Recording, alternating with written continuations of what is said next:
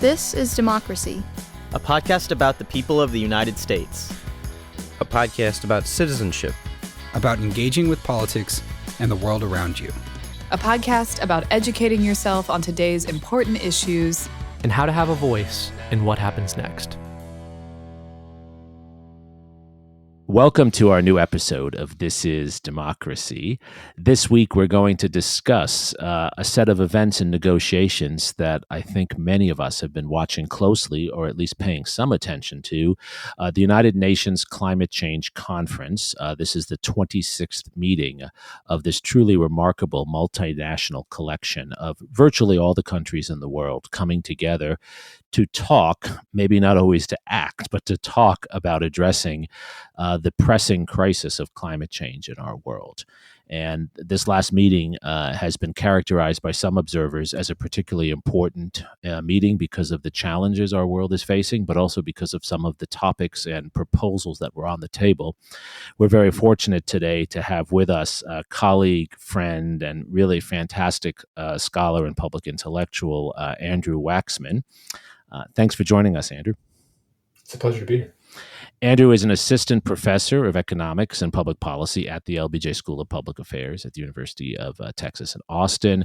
And he does research that really bridges the world of environmental and urban economics, looking at the intersection between the two issues that are often seen as contradictions in our world: the pressures for economic growth and economic management, and the pressures for environmental management. And Andrew does really some of the most innovative work in this area. So we're really fortunate that we will have his observations and analysis today. Before we turn to our discussion with Andrew, of course, we have our scene-setting poem from Mr. Zachary Suri. What is the title of your poem today, Zachary? As if looking backwards through a telescope. Wow, I like this. I like that title. All right, let's hear it. Okay, it has an epitaph. Okay. I am my father's father, you are your children's guilt, from Delmore Schwartz.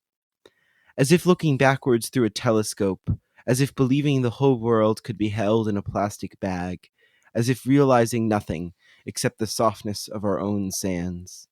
Here, standing on a hill, maybe it's in Glasgow, or maybe it is already underwater and you are looking up.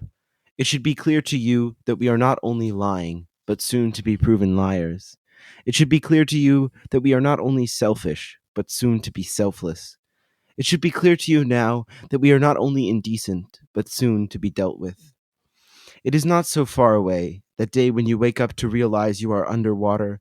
It is not so far away, that day when you look up and see a wildfire. It is not so far away, that day when clouded with shadow and stalking hollow streets like a private eye out of a cartoon, you will find a plastic bag or an old shoe, and solve it. You will solve the crime, our whodunit on a global scale, except it's more Columbo than Sherlock Holmes. The ending is already known.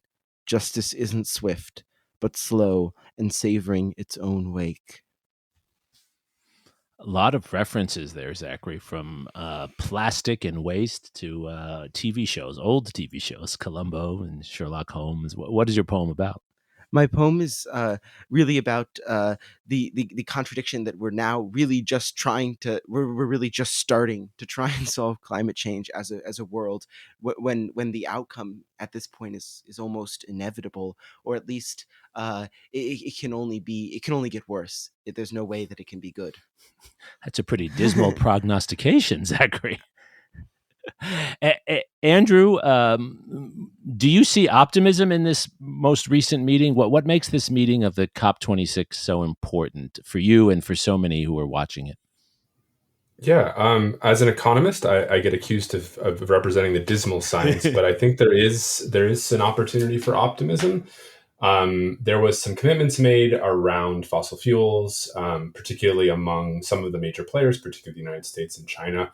But as you've already hinted at, there are commitments, and in some cases not very clear commitments. And so the question is, are they able to follow up on them and follow through on them? And do you think there's reason to believe that people will follow through, that this is more than empty rhetoric? I'm hopeful that people will follow through. This has been a long process. This is, as you pointed out, the 26th meeting of the Conference of Parties, and I'm hopeful that as people realize as Zachary's poem so rightly kind of made visceral, that the costs and the suffering is not off in the distant future, but it is coming to rear its head sooner and sooner. That people will realize, and it will become an issue that is more center in politicians and everyday people's periphery. Sure. Sure. And it certainly seems that among young people, this has become a much more important issue. I guess as an economist, you more than anyone, right, focus on this problem of the collective action, right? It's not so much that people have to recognize it's important. It's actually getting them to take responsibility and not leaving responsibility to others, avoiding the free rider problem. Why is that such a difficult problem to solve with this particular issue with climate change? Yeah, usually to help illustrate it, we contrast this with the Montreal Protocol, which was put into place to deal with chlorofluorocarbons. Typically, people are aware these are the chemicals that contribute towards the ozone hole. That was done quite effectively, starting in the 1970s into the 1980s. And it was an international framework that, there are some enforcement challenges here and there, but largely was able to get governments around the world to coordinate and reduce the emissions to address that particular problem, which had to do with, this ozone layer that protects us from UV light from the sun. Climate change is much more difficult because number one, the sources of greenhouse gas emissions, which lead to climate change and all of its subsequent costs, it comes from everything. It comes from things that we do. It comes from transportation, from providing electricity, from agriculture. And it's hard overnight to just stop doing these things. In the case of the chlorofluorocarbons, it was a few large producers around the world where they could invest some money and sort of the problem would largely go away or diminish. Here we're talking about much larger costs in order to address climate change. Still much smaller costs than the accumulated costs that we have and expect to see in the future from climate change. But like anything that feels far off in the distance and requires lots of planning and sacrifice, it's really hard to get people to commit, particularly internationally, when coordination among governments is really critical to do that. And Andrew, there's also the issue of the historical timing, right? So even though China emits more of these harmful chemicals into the air than the United States does right now, historically, the United States has done more of this, right? And the Chinese would argue, well, it's not fair for us to try to curtail their growth now after we've already gone through those phases. And of course, India and other countries make the same argument. How do you, as an economist, think about that historical argument? As a human being, as a person, I take the moral responsibility seriously. As an economist, I'm concerned with what are the tools, what are the mechanisms that we can use to address that. And I think it's going to take everybody at the table. That's what economics would suggest, is that we need policies and even in some cases market mechanisms to address this in wealthy countries like the United States, the European Union, in fastly growing countries like China, India, Brazil, and particularly as we look towards the second half of the current century, in countries that are started out lower income but are expected to grow quite rapidly in sub-Saharan Africa, in parts of Southeast Asia, and in South America, and so. Planning for that and finding ways to address that, I think, are what we should be focusing our attention on. We hear a lot nowadays about the economic opportunities that countries and companies have in trying to come up with new innovations to prevent the release of greenhouse gases and other such efforts to reduce the effects of climate change. But it seems to me at this point, at least, that a lot of what we have to think about now is mitigation. Are there the same sort of economic opportunities in mitigating this crisis? Yeah, so it's funny that I think the language of climate change has its own vernacular. So people within the field talk about mitigation in terms of reducing emissions, from where they are down to some future level, and they think about this in terms of a trajectory. So, carbon dioxide gas, it goes up in the atmosphere, and something like 200 years it takes for the single molecule to then no longer be up there and providing sort of global greenhouse gas or climate change type effects. And so when we think about mitigation, we're thinking about avoiding the accumulated effects of all of those CO2 molecules, a large proportion of which have been put up by the United States and wealthy countries over the last 170 some odd years.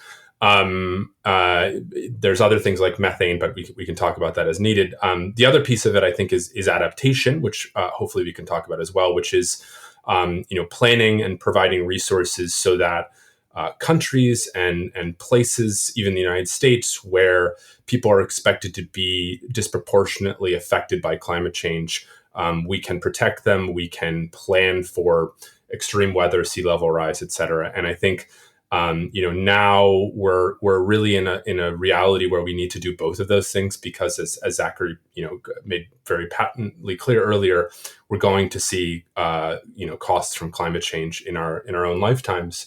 And so doing both of those things is important. And the last thing you mentioned, which is sort of the role of private companies or investment, I think we're seeing to varying degrees, companies increasingly step up, but I think there's still an overarching role for national governments and international organizations, like the UN and through its Convention on Climate Change, to get in to be responsible, basically, for making sure that that mitigation happens and that this is planned for accordingly. So if I understand you right, Andrew, you are saying that although there have to be market adaptations, pricing in the costs that come with climate change, for example, that it can't be left to the market alone, that this is a case also of market failure, even though the market must be part of the solution. Is that a fair characterization?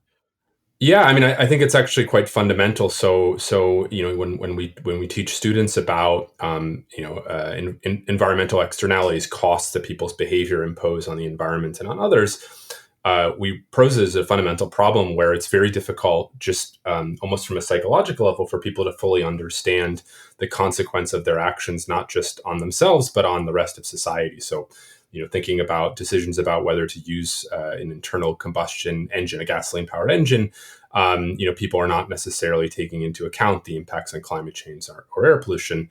And, a very vivid illustration of that is, the challenges of getting people to mask up and vaccinate and distance during the pandemic, when a lot of the costs are borne disproportionately by other people is a real challenge. And so a lot of folks thought that this experience of the pandemic would help to make people realize that their actions have a larger consequence beyond themselves.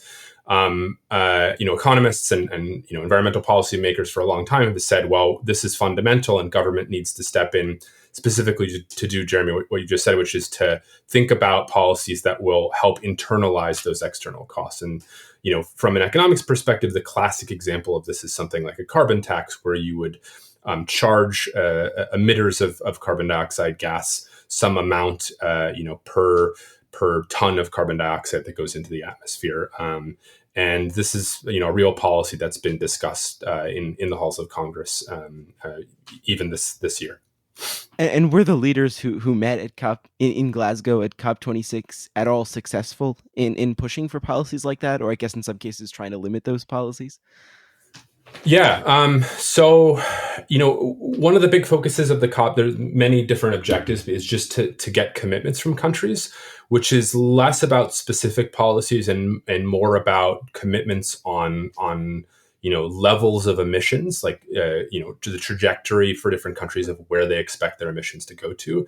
So under the Biden administration, we've committed to something like end of the decade having greenhouse gas emissions and by 2050 net zero greenhouse gas emissions.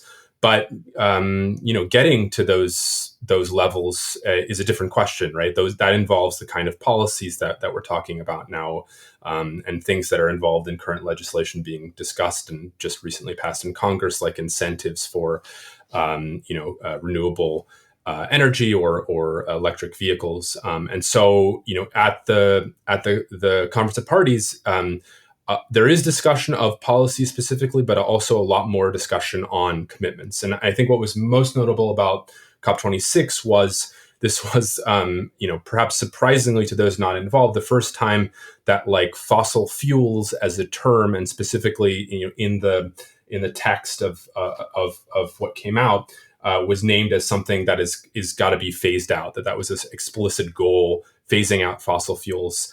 And that was supported even by India, for example, who's a big, a lot of their economy and energy production depends upon coal-fired power plants. And so I think people see that as a kind of symbolic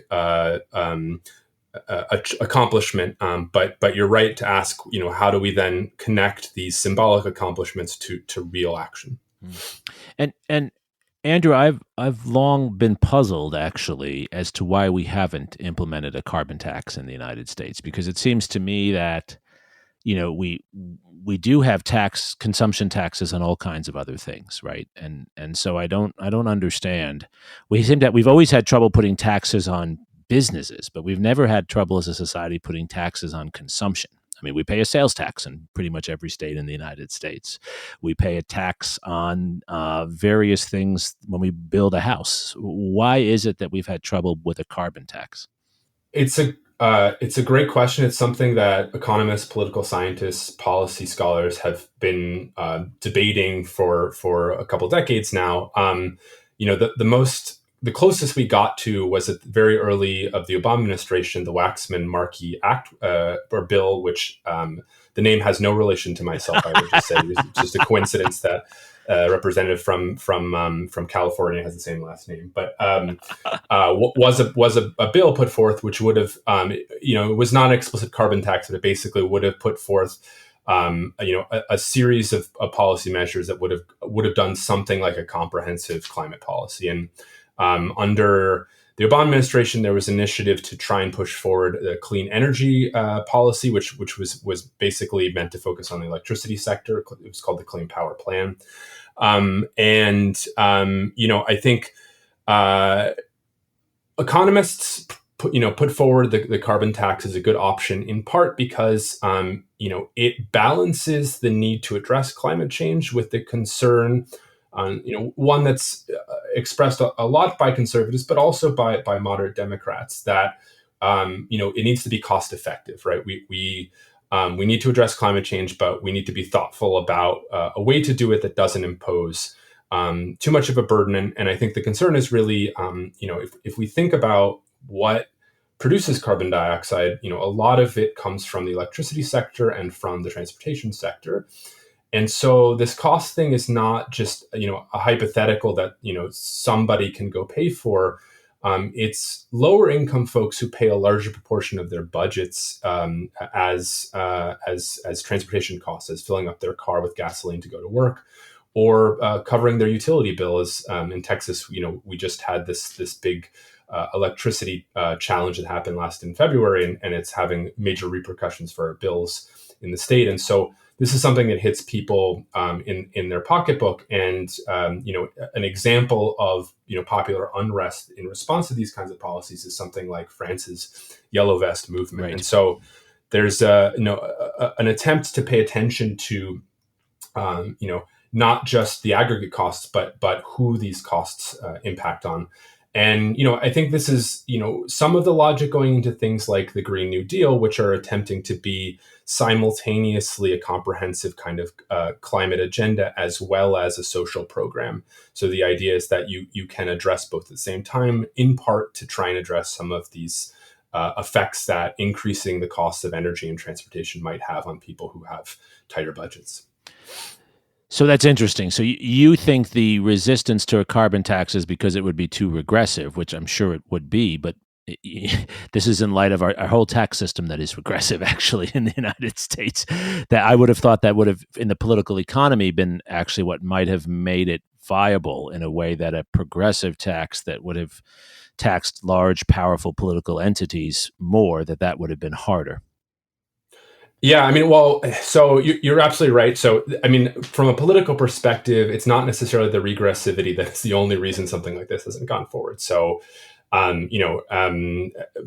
understanding is that a lot of lobbying and has from the energy sector is part of the challenge. Why more recent efforts to incorporate climate policy into the infrastructure bill or the Build Back Better Act, currently under negotiation in Congress, has forestalled this from happening. So there are also sort of larger, particularly energy sector, but private interests at stake. I think an economist would say that first of all, a carbon tax helps to is a mechanism to help to make sure that addressing climate change and reducing carbon emissions is done cost effectively. It's also a tax, so it generates revenue, and with that pot of revenue, you can do a lot of things, right? You could address the regressivity, or you could make investments in renewable energy or new technology that would help to make the transition to a more decarbonized economy smoother, faster, and even potentially lower cost. Or you could use it to offset taxes elsewhere in the fiscal, in the government's budget. If we have, particular members of Congress who don't like certain types of taxes, like, corporate taxes or taxes on capital gains, for example. So that could be used as leverage to try and get a carbon tax through Congress. And also, another advantage of climate policy more generally is green jobs and green firms and technology are not a hypothetical anymore. They're a growing set of employment and investment in the U.S. economy, and so using that as a political tool is also potentially advantageous. On that note, I want to bring us back a little bit to COP26. How much value really is there in these big international meetings when it does seem like so much of that innovation is coming at a local level or even a market level? How valuable are they? Is that where we should expect the solutions to come from? I think they are valuable. I think it's important to understand their role in particular context, right? So first of all, just to point out the obvious, climate change is a global phenomenon. So it's not possible to address it adequately for a single country, even, just the United States. It's not adequate for, a few states to address it, or even a small group of countries, right? It kind of requires everybody to work together. And part of the reason for that is that we live in a global economy, and climate policies, they tend to make producing goods more expensive. So if one country or one state sort of unilaterally pursues a climate agenda, it's just going to increase the cost of what that country produces, and it's going to move trade to a different country with lower costs and potentially less strong environmental and climate policies. And so you might not expect to have real impacts on emissions. And this is particularly relevant for this year's talks because the US and the EU have historically been the biggest producers of greenhouse gases, as we discussed earlier. And 12% of the global population comes from the richest countries, but they're responsible for about 50% of greenhouse gases over the last 170 years. And so coordinating between wealthy and growing or lower income countries is really important.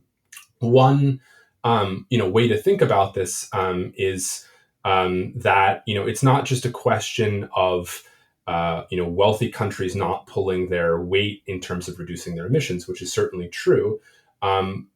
It's also the case that rather than having lower income countries that are growing much faster just industrialize and not control their emissions, there's a potential for transfer from wealthy countries of technology, expertise, and financial capital to help make the development of their economies more environmentally sustainable. And so things like the UN's Clean Development Mechanism, which provides sort of carbon offsets so that wealthier countries basically get a kind of credit for reducing emissions that come in another country through technology transfer, whatnot, can be a part of that. And there's a lot of challenges with implementing that mechanism. So it's certainly not perfect, but that is one of the roles of things like the Conference of Parties. Another thing that these large meetings create an opportunity for is other groups that are not governments, so non-governmental organizations, activists, journalists, and the broader public to actually participate, to advocate for things that are important and maybe not being discussed, and to ask tough questions about what's being done and what's not being done and why it's not being done. And we see that more now than ever with overt and sometimes sort of somewhat subtle confrontation between activists like Greta Thunberg and asking about why more is not being done at the conference. Yep, right. No, it certainly provides a space for activists. That makes a lot of sense. And I think what you're saying is so important, Andrew. Right, that these are not either or. Right, we need local, regional, national innovation, and then we need international cooperation, particularly to help to transfer the technologies and transfer the resources and manage them across space. Right, I think that's a really, really important point.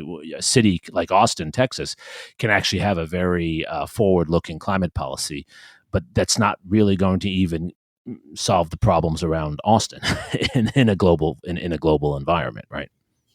Yeah, that's right. The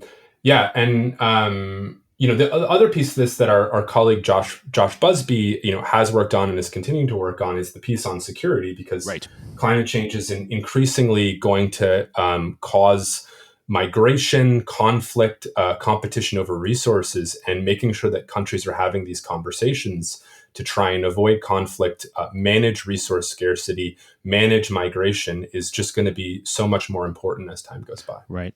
So Andrew, as someone who watches this closely and brings a sharp analytical set of tools to examining these questions, what do you expect going forward in the next few years? What are you looking to see? Positive and negative. Maybe just let's focus on U.S. policy, not because U.S. policy is most important or most significant, but because it's maybe the thing that's easiest for us to talk about as citizens of the United States. No, I think U.S. is this week critical, because this week is when the Build Back Better Act is getting debated in Congress, and the question is what is going to go into the bill. Right. And we know Senator Joe Manchin is a key linchpin in the Senate's ability to pass that. And the infrastructure bill was supposed to have particular credits towards particularly clean energy, and those didn't make it into the final bill because of the negotiation process. The administration, the Biden administration, has been advocating keeping a number of key climate aspects, incentives, particularly for things like electric vehicles, some pools of money to help manage environmental justice, or disproportionate impact of pollution and climate change costs on low income and communities of color, and a number of other initiatives in as part of this new piece of legislation. So.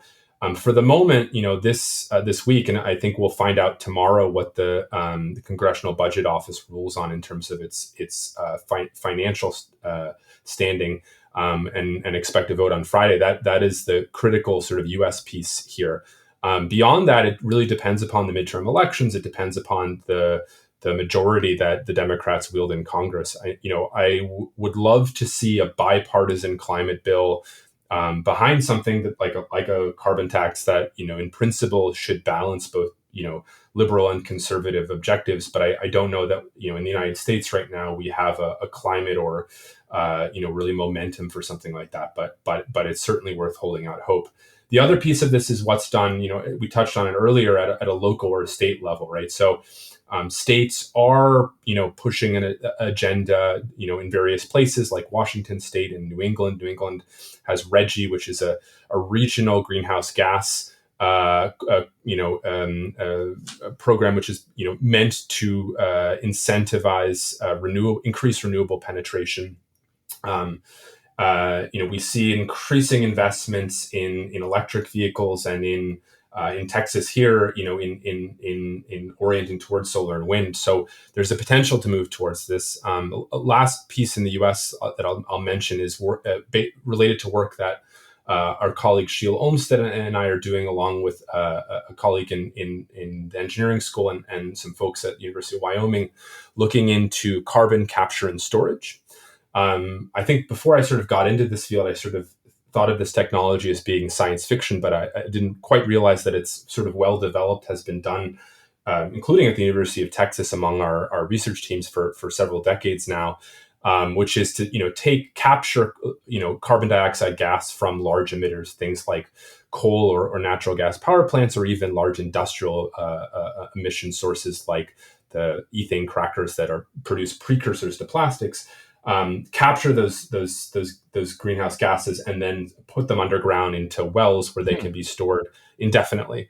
And I initially, without knowing much about the science, said, well, how indefinite is indefinitely? And actually, the science seems fairly convincing that they can keep them stable underground, for the foreseeable future, right? And as long as those are maintained, and security on the wells is maintained, it's not a problem. And so this is something that there is already federal legislation. There's a tax credit, the 45Q tax credit, that's meant to incentivize this. There was a hub that was announced in Houston that's going to be done as part of the industrial and refinery and power plants. And so this is a sort of somewhat not highlighted, but it is a key component of what's underlying even Biden's approach to climate policy. And so I think we're going to see the rise of reliance on carbon capture. And so, I'm not advocating necessarily for it. I think the jury is out, and our team here at the University of Texas and at the University of Wyoming, what we're trying to basically have a better understanding of is how should we think about this? What are the costs and benefits? What are the implications for environmental justice for frontline communities who might be near some of these facilities? And what's the role of policy? Right. That's so fascinating and exciting, Andrew. That there's both a new technological breakthrough and then some really innovative conceptual thinking about how it can be used to help, but also recognizing that there are, in a sense, new requirements for mitigation that will come if this is implemented in the way you've described it. I think that's really, really exciting. And that, I think, brings us to our final question, the question we always really like to turn to, which is where we can find optimism and even some activism in this scholarly and historical perspective you've given us here.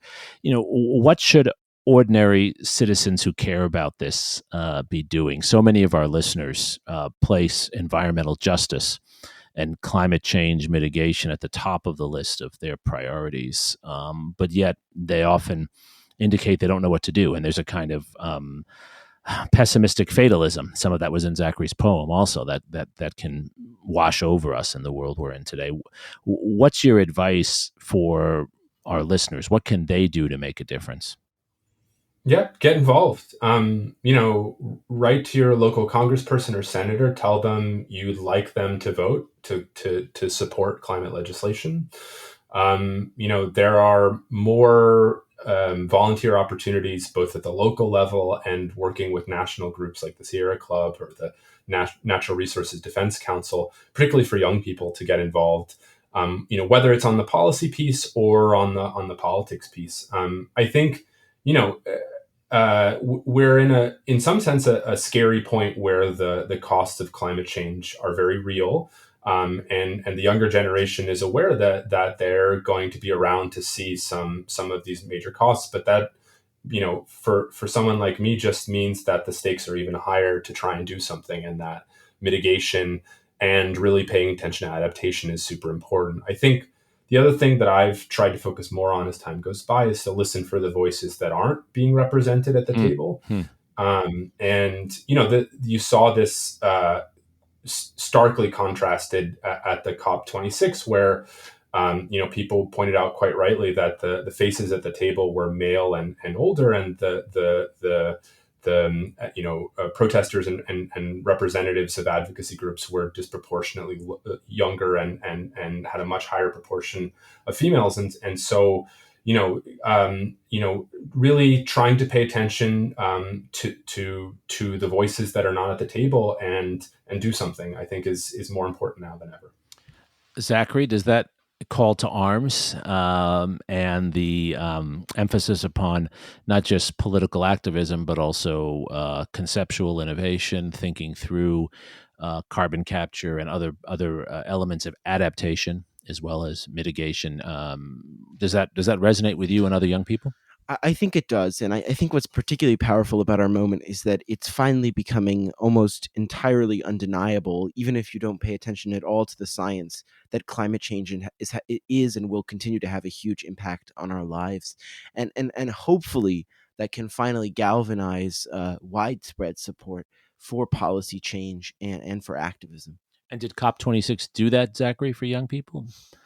I think it highlighted the ways in which what we have now is not working, at the very least. Okay, so at least the status quo doesn't persuade people anymore. I guess that's progress. Andrew, Zachary, thank you so much for joining us. Andrew Waxman, I think you've offered us today not only an economist point of view, but a really thoughtful analysis of the intersection between policy, economy, and politics around these issues, and understanding those streams. I think offers many opportunities for action that can push the ball forward. I don't think you offered any silver bullet solution, but that's because there isn't, right, Andrew? I mean, it's more that things we can do incrementally to make a difference. I think that's really your argument in the end, right? Yeah, it's a struggle, but we have to do it.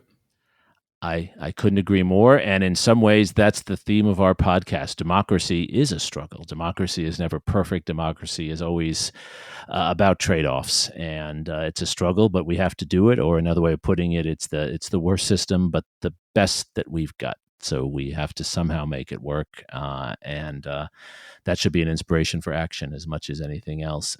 Again, Andrew, thank you for joining us today. Zachary, thank you for your wonderful poem as always. And thank you most of all to our listeners for joining us for this week of This Is Democracy.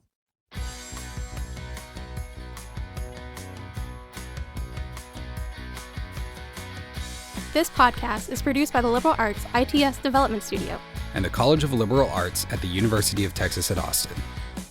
The music in this episode was written and recorded by Harris Codini. Stay tuned for a new episode every week. You can find This Is Democracy on Apple Podcasts, Spotify, and Stitcher. See you next time.